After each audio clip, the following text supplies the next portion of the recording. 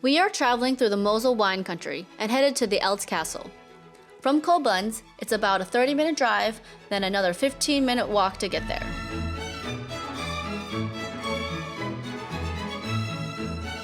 It is so pretty here. The first thing we saw was the treasury, comprising of over 500 exhibits from 9 centuries. Then the more interesting part for me was the tour inside. We visited about 12 rooms and learned about the castle's history.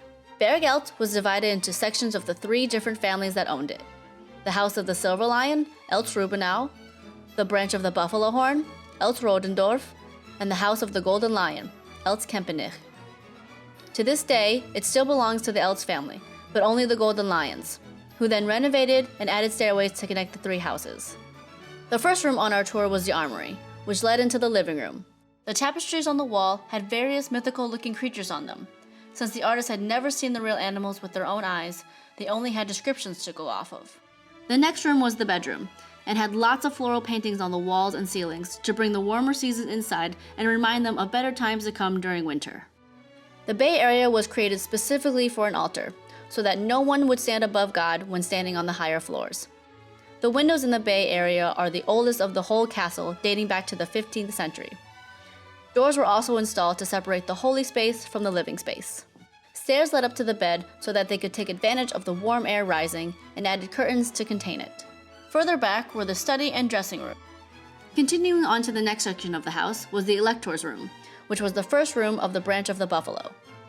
The tapestry is the original from 1680, illustrating the season of autumn by noting the fruit at the top symbolizing the harvest and the dogs representing the hunting season.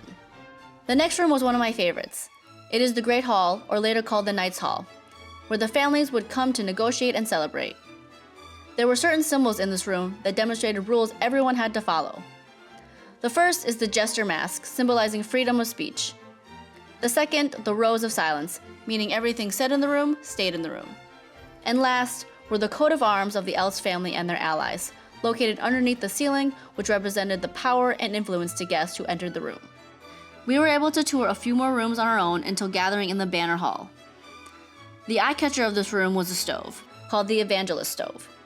It was a huge development advantage since the fire could be stoked from the neighboring room, which was the kitchen, and created warmth without any smoke. The last room, of course, was the kitchen, but only one of 3, since each house had their own. Once the tour was completed, we grabbed a bite to eat at their little cafe. The entryway was split into 2 directions, and since we hadn't seen the castle from the other vantage point, we made the hike upwards. Burg Eltz is totally worth visiting. I would say it's even better than Neuschwanstein. I advise getting here a little before noon because it gets pretty busy later on. As you can see, the parking lot is now super full.